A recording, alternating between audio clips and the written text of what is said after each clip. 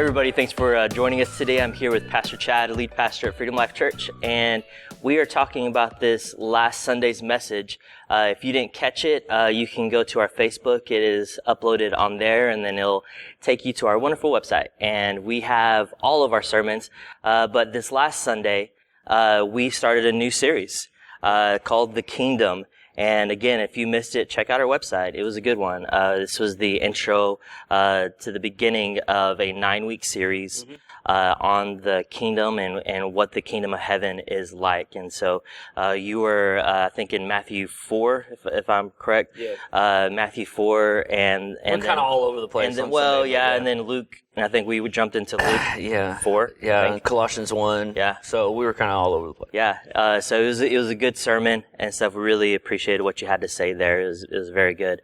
Pointing towards Jesus as being king. Yeah. And that's kind of, the main point you were really trying to push, this last Sunday. So it was very good. Was there anything that you kind of left out, from this last message that you wanted to bring up here?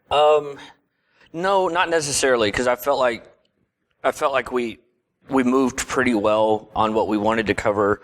I could have spent a ton more time in Colossians. Mm-hmm. Yeah. Because that text is so cool. That Colossians 1 text is really, really cool. But the reason why we went to it is to really paint the picture of what kind of king we're talking about, which is the reason why I loved the Colossians text. The point wasn't to talk about all of those verses. It was really to grab the beginning of it, which we did, which was the taking us out, transferring us out of the domain of darkness and transferring us into his kingdom. And I love that. And then the end of the text that talks about he's done this by his own blood on a cross. And so, but the text in between about just who he is, the image of the invisible God, firstborn, of all creation, So, all of that is so cool about Jesus. So I was tempted to spend more time in that, but I really wanted us to get to the Luke 4 text that was kind of the proclamation of the kingdom. Mm-hmm.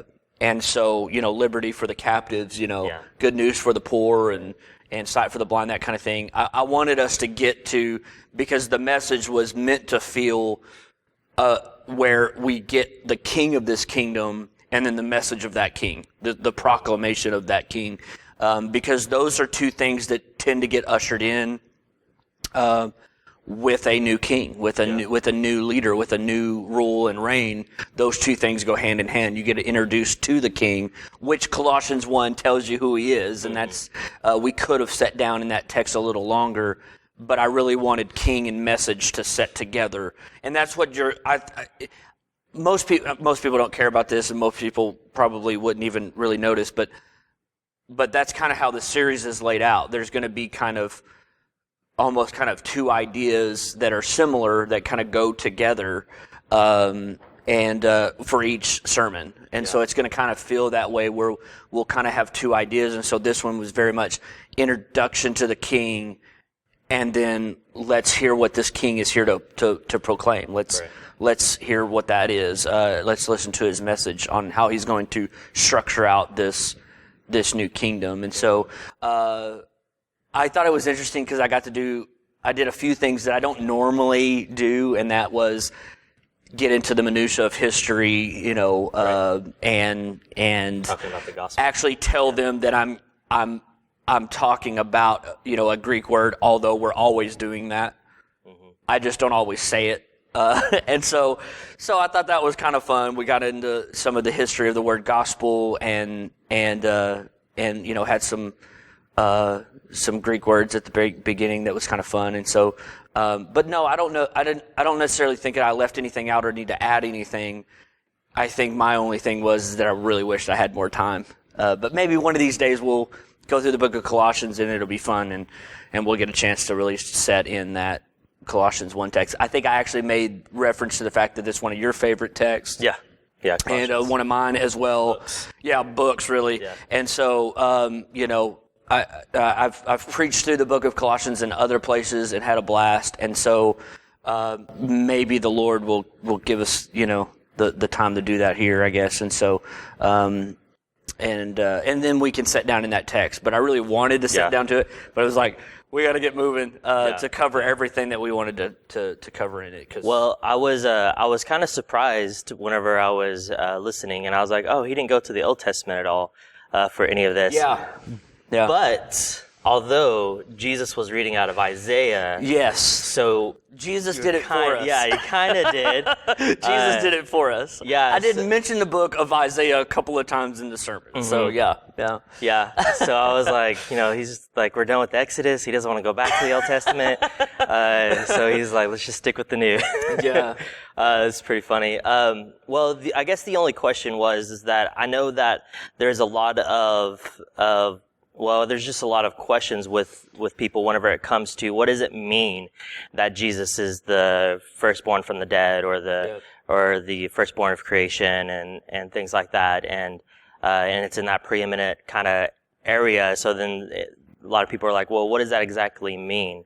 And stuff. I didn't know if you would want to clarify on some of those things. Well, I mean, again, we could spend a ton of time in that text later. I think the point of the sermon was to not get too far into it. But if you want the shortened version, he's basically saying in that moment, he is God.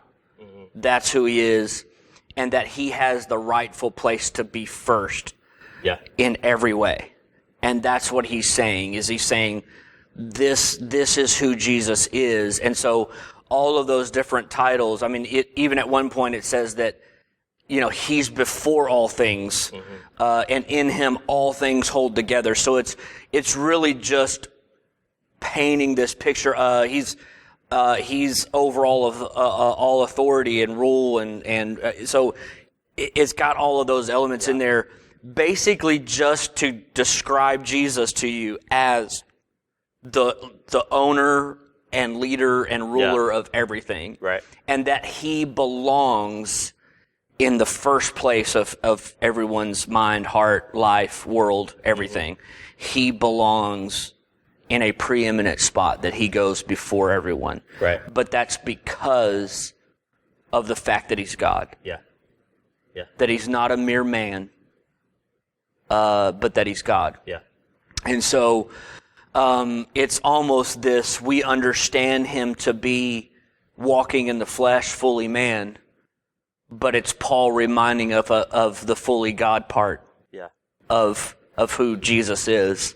Mm-hmm. Kind of the dichotomy of who Christ is, fully God and fully man. And it's Paul, I think, reminding the church, this is who you're dealing with. Yeah. We understood him as fully man, born of a woman, right? Raised, right? Mm-hmm. And in living life, breathing, dying a physical death. Yeah. And all of that. But this is him reminding us of our resurrected King and Lord. And it's him going, look, that's the reason why he'll say statements like firstborn from among the dead. Yeah. He's painting this picture of, let's remember who we're talking about. We're talking about the King of the world. We're talking about the King of all kings, Lord of all lords. This is who we're dealing with. And so, and I think that's why the bookends of the text that I read on Sunday were so helpful, because it was, he's here to transfer us into his kingdom. Yeah. And how is he going to do that? By shedding his blood on the cross. Yeah. That's how he's done this. That's how he's made this possible.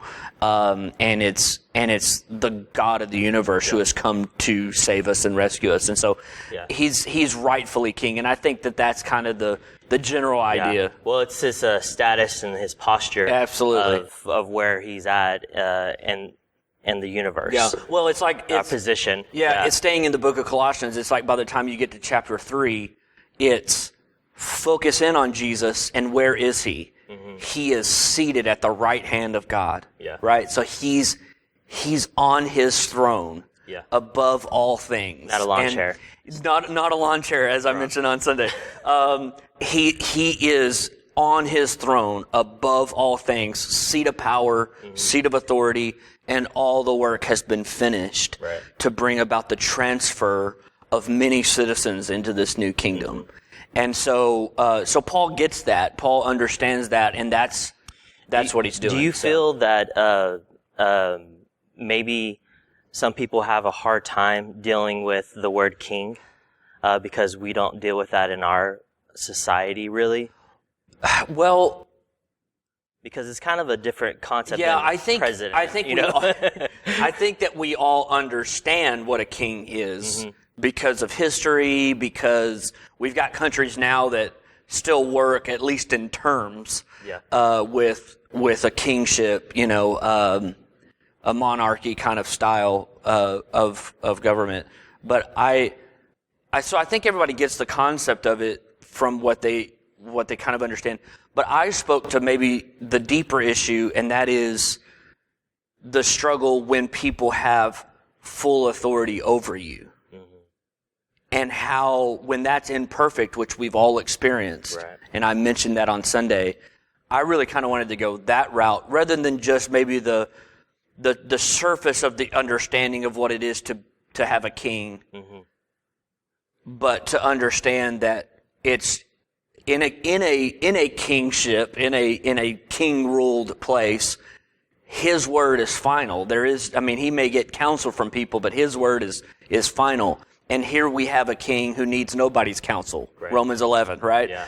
The telling of Romans 11. Who can be his counselor? Right. Nobody. He doesn't need one. And so, but I think most of the time, and what I tried to speak to on Sunday was the reality that so many of us have been hurt by people in authority over us. And when people have absolute authority over us, that can be scary. But it's scary if they're tyrants. Right.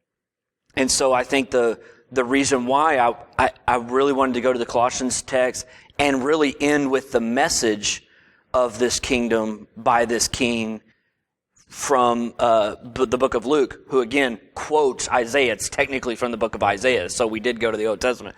But, it's what he's quoting there is not tyrannical. It's good news to the poor. It's liberty, it's freedom, it's sight to the blind, it's the year of Jubilee, it's the total forgiveness of our debts. And so this is the message of that king. So he comes, it's only scary if the king isn't good. Right. And what we have is we have a king that's wholly good. All good. And that's the beauty of the kingship and the lordship of Christ, is that he is good. Yeah. In every way, he wants the good of his people. And that's shown in the fact that he's the one that led the battle. That you and I didn't even have to pick up a sword to fight. Right. That he goes out and fights the battle for us, gives his life, and then conquers death, hell, and the grave to set us free, to bring about that message of good news and freedom and sight and a joy of the Lord's favor. He's ushered that in. He's inaugurated that with his own blood. Yeah. I think I said it like he signed the transfer papers in his own blood. That's what he's done. And I think that that's the beauty of it. And so I wanted people to understand, I know that you've probably been hurt by people in authority over you. And those people don't even have absolute authority over you. But we tend to have issues with authority because of that. Because authority lets us down. Because authority hurts us. Because authority does things that we don't agree with and we don't like it. And sometimes they're just not good. Sometimes we have authority figures over us that are evil, that aren't good. And so I know when I say king and that he has absolute authority over you and you don't even have a choice in the matter. He owns you. Like I said that multiple times. That can be scary unless if you understand who we're talking about. Right. And who we're talking about is a loving, gracious king who loves his people well and desires nothing more than for us to flourish as citizens of his kingdom. And we're going to get into that. We're going to get into what this kingdom looks like. What is it to be in it? And we're going to see really where he's trying to take his people. And no doubt there's going to be some scary texts in there because we're going to read some some words of Jesus that I think will be difficult in the series, but we'll have to stay anchored on the fact that our King is good. Yeah. And so what he's saying is not to scare us or hurt us. It's there to inform us. It's there to let us know what's happening. And so, but there's going to be some texts that we're going to read in the next few weeks that I think most people don't read because we don't understand them, and or they scare us, or we're just like, why is Jesus talking like that? Yeah. But what we're going to do is we're going to see some beauty in them. We're going to see the beauty of what Jesus is communicating. This glorious King who's brought this new kingdom that's good, that's great, and that's worth getting our lives connected with and signing our citizenship papers and coming into that kingdom. We want to do that, And so yeah, I think that some people can struggle with the idea of authority, kingship, but I'm hoping that maybe we took some of that away. Yeah. By just showing them this loving and gracious and good King that we have in Jesus. Yeah. So, yeah. That was good. Thank you. Yeah. If you missed the message, you can go to our website and you can check it out there, freedomlifechurch.net. You can check out all of our past messages, as well, and including our follow-up videos, if you missed any of those. But, you've only missed one. And so, if you're like, oh man, I missed this last Sunday. Well, you've only missed one. So just check it out. Be here next Sunday, 10:30 a.m. And, we'd love to have you here. We have life groups this Wednesday, and so tonight, and so make sure that you're checking out a life group. You can also go to our website and see what groups are available, what the addresses are, and we would love to have you be there for life groups. If you have kids, teenagers, or little ones, you can drop them off here at the church, and life groups start at 7 o'clock. You can drop them off here about 6:30, and we'll all be here ready to minister to your kiddos. And so we love you guys, and y'all have a great week. All right, see you.